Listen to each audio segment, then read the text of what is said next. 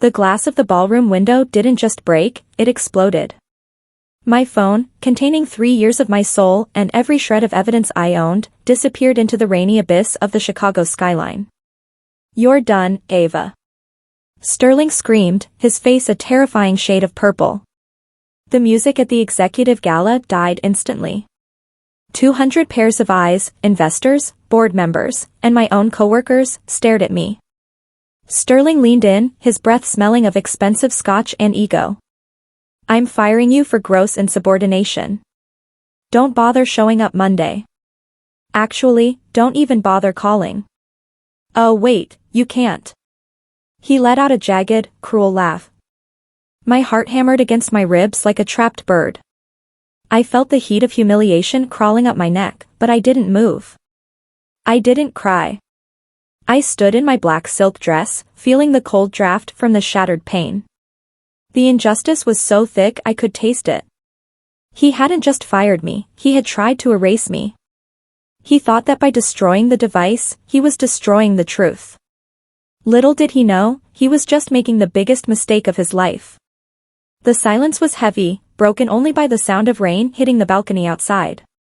Then, a shadow moved. A tall figure stepped through the open French doors, his tuxedo jacket glistening with droplets of water. It was Mark, my husband. He had stepped out for a moment of peace, but he wasn't empty-handed. In his right hand, he held my phone. It was cracked, the screen a spiderweb of light, but the recording light was still blinking a steady, rhythmic red. Mark didn't look at the crowd. He didn't look at me. He walked straight up to Sterling, who had turned a ghostly shade of white. Mark held the phone up right in front of Sterling's nose. "You missed the bushes, Sterling," Mark said, his voice a low, terrifying rumble. It landed right in my hands. Sterling tried to sputter a response, but Mark cut him off. "She isn't done. She's just getting started. But you? You are finished." Mark tucked the phone into his pocket and placed a protective hand on my lower back. "Let's go, Ava. We have work to do." Before we continue, I would like to know where you're watching from in the comments section. Also hit the subscribe button and share this video, as this will help this video to travel far so others can learn also. I am Ava Vance, and until 10 minutes ago, I was the senior project lead at Sterling and Associates. I grew up in a small town where you worked for what you had, and I had worked harder than anyone in that room. I had carried Sterling's reputation on my back for 36 months. I wrote his speeches, fixed his accounting errors, and smoothed over his tantrums. As we walked toward the exit, the vultures, the other executives, parted like the Red Sea. I felt their judgment, but I also felt their fear. They knew what I knew. They knew that Sterling was a hollow man held together by my labor. My internal monologue was a frantic loop: "Keep your head up. Do not look back. The long game starts now." I didn't need the phone to destroy him, I had the metadata synced to the cloud hours ago. The phone toss was just the final nail in a coffin I had been building for months. Sterling thought he was the king, but he was just a tenant in a house I built. I wasn't always this cold. When I first started, I admired Sterling's drive. But I quickly learned that his drive was actually just a talent for stealing credit. I remember the first time it happened. I had stayed up for 48 hours straight to secure the Meridian account. At the celebratory dinner, Sterling told the board, I stayed up all night polishing this strategy. He didn't even mention my name. I sat there, eating my salad, realizing that in this company, I was a ghost. So, I started acting like one. I became the shadow. I learned the passwords he thought were secret. I saw the way he moved money from the employee pension fund into his marketing account. I wasn't just an employee, I was his unwitting accomplice, and I knew the only way to save myself was to document everything. I was 32, a top-tier analyst, and a woman who had finally reached her breaking point. Sterling didn't fire an assistant tonight, he fired his own life support system. Saturday morning was eerily quiet. Most people in my position would be panicking, calling lawyers, or crying into a pillow. Instead, I was at my kitchen island with a cup of black coffee and a high-speed laptop. Mark sat across from me, his eyes tired but focused. "The recording is clear, Ava," he said, sliding the cracked phone toward me. He admitted to everything right before he threw it. He admitted he was firing you because you knew too much about the audit. I nodded, a cold calm settling over me. I wasn't going to sue for wrongful termination. That was too small. I was going to dismantle his empire brick by brick. I logged into my personal cloud drive. There it was, 3 years of miscellaneous expenses that were actually payments to a shell company in the Caymans. Sterling thought he was smart, but he was sloppy. He relied on me to hide his tracks, and now, those tracks were a roadmap straight to his prison cell. Back at the office, Sterling was likely having a very bad morning. He didn't know that the Ava Vance protocol was now in effect. For 3 years, I had organized every file, every client contact, and every merger document. But I didn't just organize them, I encrypted them. As of 8 a.m., every major file in the Sterling and Associates database was locked. The password wasn't something he could guess. It wasn't his birthday or his dog's name. It was the date he had first harassed me in his office, a date he had surely forgotten, but I never would. He would try to call the IT department, but I had already sent a resignation packet to the IT head, a man who hated Sterling as much as I did. The packet contained a simple note: "The keys are with me. Don't let him break the lock, or the whole system wipes." I was holding the company's digital heart in my hand, and I was squeezing. At noon, my phone buzzed. It was a number I knew by heart. Sterling. I didn't answer. I let it go to voicemail. "Ava, listen to me," his voice was frantic, a far cry from the roaring lion at the gala. It was a misunderstanding. The stress of the gala, the wine. I went too far. Let's be adults. I'll give you a 6-month severance and a glowing recommendation. I need the access codes for the Henderson merger. Now. I listened to the message twice, a small smile playing on my lips. He was bargaining. That meant he had already tried to bypass the encryption and failed. He thought money could fix this. He thought a glowing recommendation was enough to buy my silence. I deleted the voicemail. I didn't want his money. I wanted his seat at the table. Mark looked at me and asked, "What's the next move?" I looked at the calendar.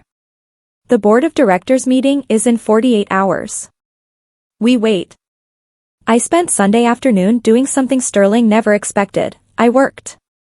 Not for him, but for the board of directors. I prepared a transition report. It was a masterpiece of professional destruction. I didn't use emotional language.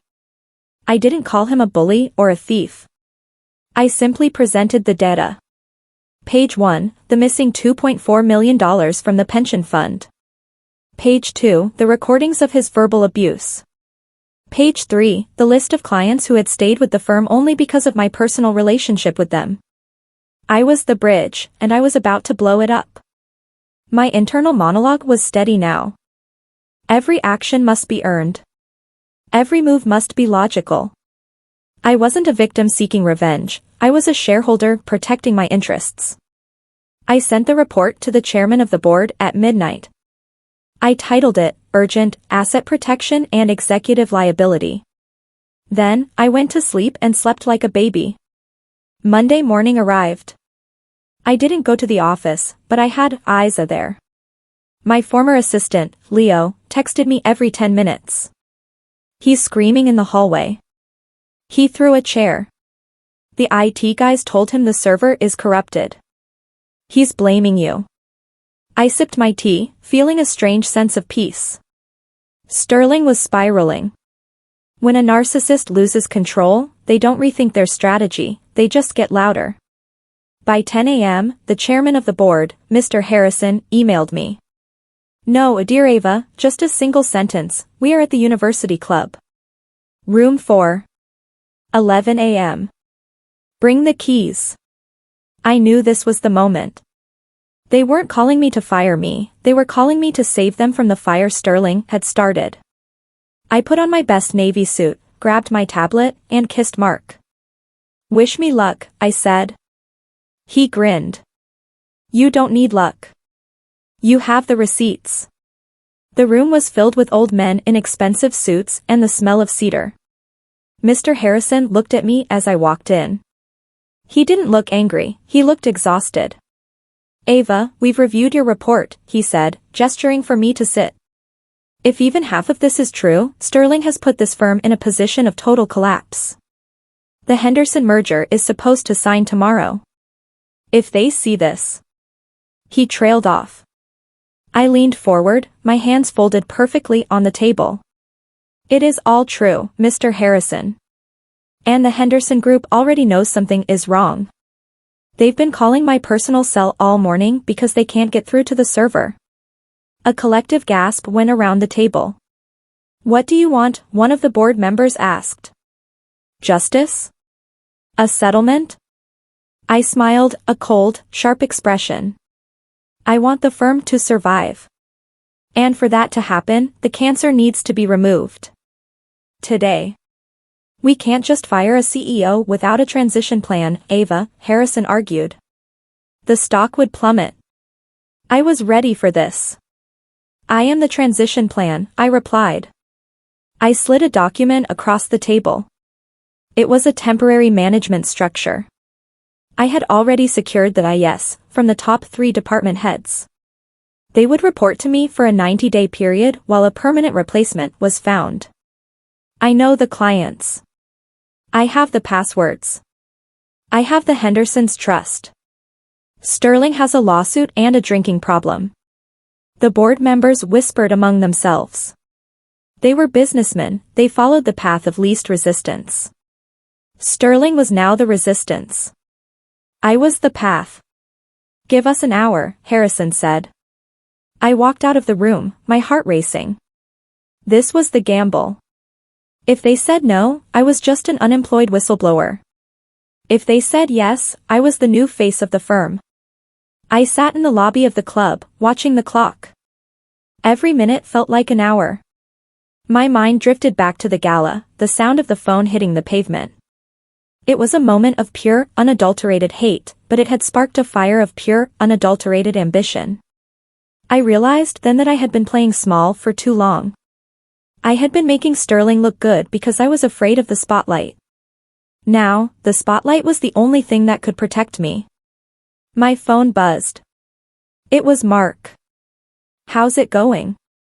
I typed back, "In the trenches. Waiting for the white flag." I felt a surge of gratitude for him. He hadn't just caught my phone, he had caught me. He saw my worth when I was just a senior project lead being yelled at by a drunk. Now, he was watching me become a titan. The door to room 4 opened. Harrison beckoned me back in. "We've made a decision," Harrison said, his voice grave. "Sterling is being placed on administrative leave effective immediately, pending a full forensic audit. You will be appointed as the interim chief operating officer to oversee the Henderson merger." I felt a wave of relief so strong I almost felt dizzy. "However," he continued, "if the merger fails, or if any of your data proves to be falsified, we will pursue you to the full extent of the law." I didn't blink. "The data is perfect, and the merger will close. I'll need a security detail to escort Mr. Sterling out of the building. He has a tendency to be dramatic." Harrison nodded. "Already handled. They're at the office now." I stood up, taller than I had ever felt. I wasn't done. I was just getting started. I walked out of the club and straight to the office. It was time for the final act. When I walked into the lobby of Sterling and Associates, the atmosphere was electric. People were whispering. Security guards stood by the elevators. I didn't stop to talk. I went straight to the executive floor. I could hear Sterling before I saw him. He was in his office, screaming at someone on the phone. I pushed the door open. He looked up, his eyes wild. "Ava. You traitor. What did you do? Why is security here?" He lunged toward me, but the two guards I had requested stepped in front of him. "Mr. Sterling," I said, my voice calm and icy. "You are on administrative leave. You have 10 minutes to gather your personal items. Your work computer and phone have already been seized." He laughed, a high-pitched, desperate sound. "You can't do this. I own this place." I stepped closer, looking him right in the eye. "You own a mountain of debt and a looming indictment. I own the passwords. Guess who the board likes more?" Sterling's bravado broke. He realized he was powerless. He started grabbing things off his desk, a silver clock, a framed photo of himself with the mayor. He looked pathetic. The entire office watched as he was escorted to the elevator. He tried to maintain his dignity, but his hands were shaking. As the elevator doors began to close, he looked at me one last time. "You'll regret this, Ava. You're nothing without me." I didn't respond. I just watched the floor numbers count down. 5, 4, 3, 2, 1. He was gone. The office was silent for a beat, and then, a slow ripple of applause started. It began with Leo, my assistant, and spread to the accounting team, the IT guys, and even the receptionists. I didn't join in. I just walked into my new office, the one that used to be his, and sat down. I had work to do. The first thing I did was check the cracked phone.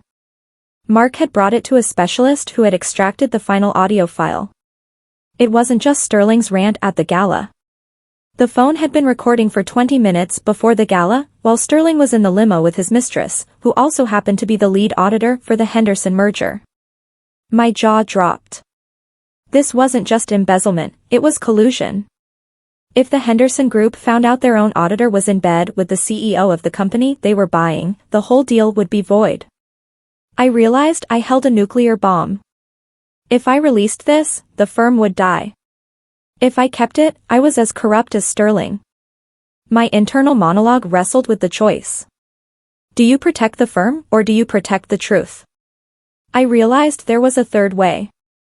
I could use the truth to rebuild the firm from the ashes. I called the lead auditor, a woman named Diana, into my office. She walked in looking smug, thinking she was still in control. "Ava, I heard about that interim role. Don't get too comfortable. My audit is nearly finished, and it doesn't look good for your department." I didn't say a word. I just pressed play on my tablet. The sound of her voice and Sterling's voice, discussing how to hide the pension gap, while laughing over champagne, filled the room. Diana's face went from pale to gray. She sank into a chair. How did you get that?" she whispered. "My husband has a very good arm," I replied. "Now, here is what's going to happen. You are going to resign for health reasons today. You will provide a full, honest disclosure of the gaps to the board, and in exchange, I won't send this recording to the SEC. You have 1 hour. The next morning, the Henderson Group arrived. They were spooked. Rumors of Sterling's leave had reached the press. The lead negotiator, a shark named Miller, sat across from me. "We're thinking of pulling out, Ava. The leadership is a mess, and now our lead auditor has resigned. It smells like a sinking ship." I took a deep breath. This was the moment I had to prove I was more than just a whistleblower. "It's not a sinking ship, Mr. Miller. It's a ship that just threw the anchor overboard. We are lighter, faster, and finally honest."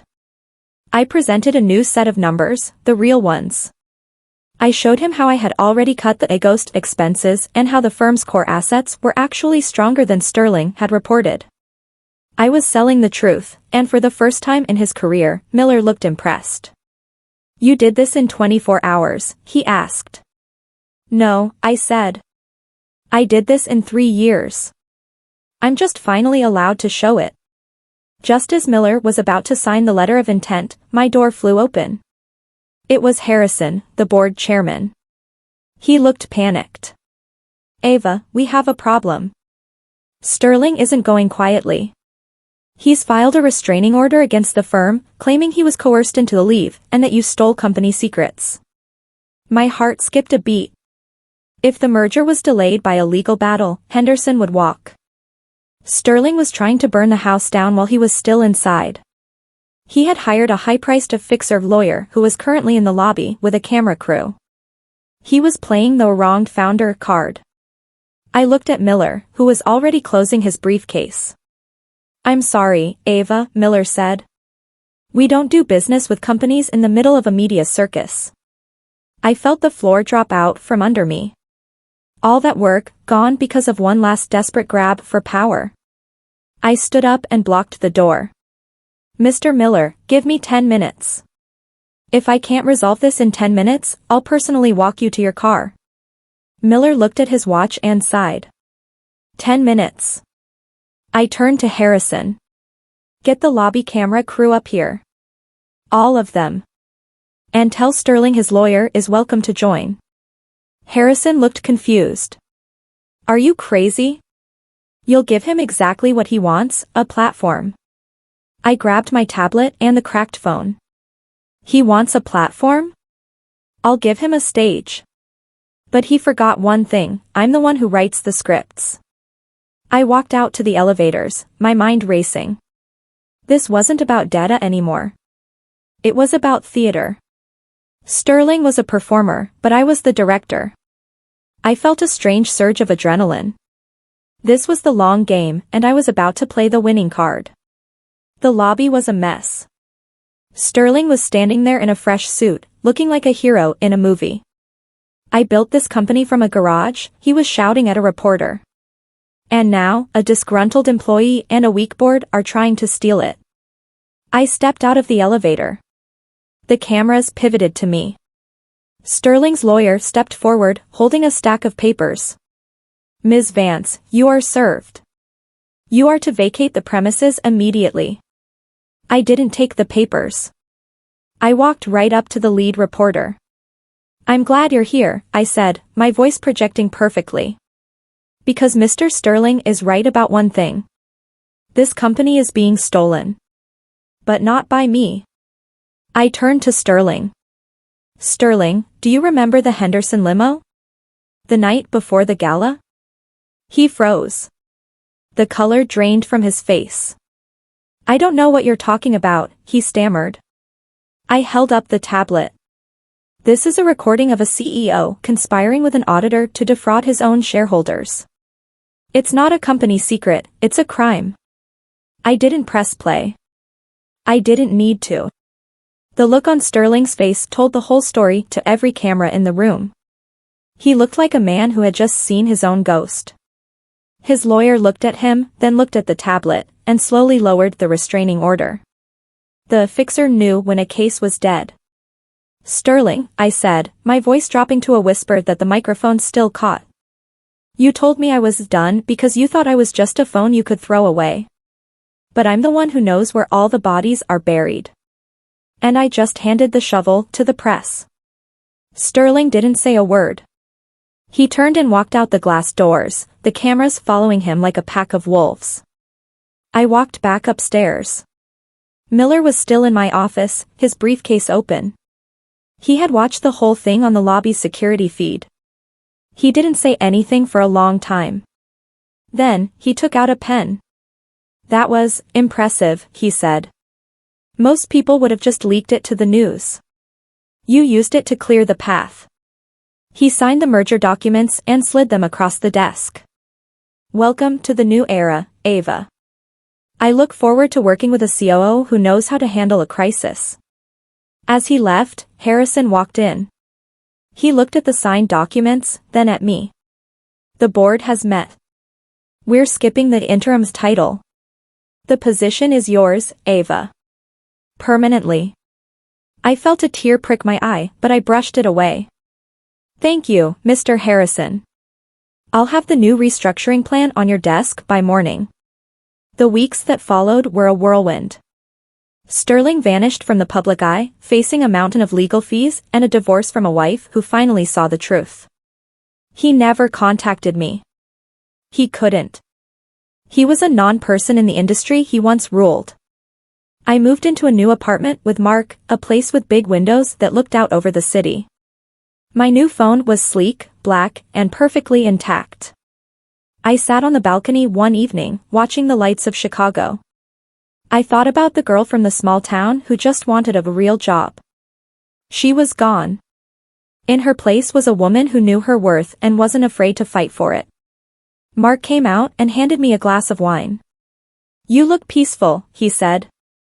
"I am," I replied. For the first time in years, the air is clear. Success isn't about the title or the money, though those are nice.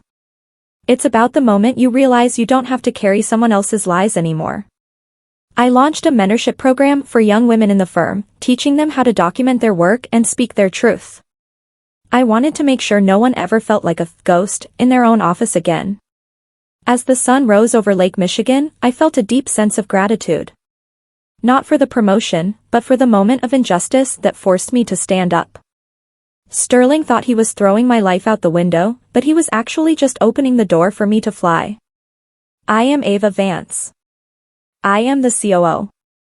And I am definitely, finally, never done.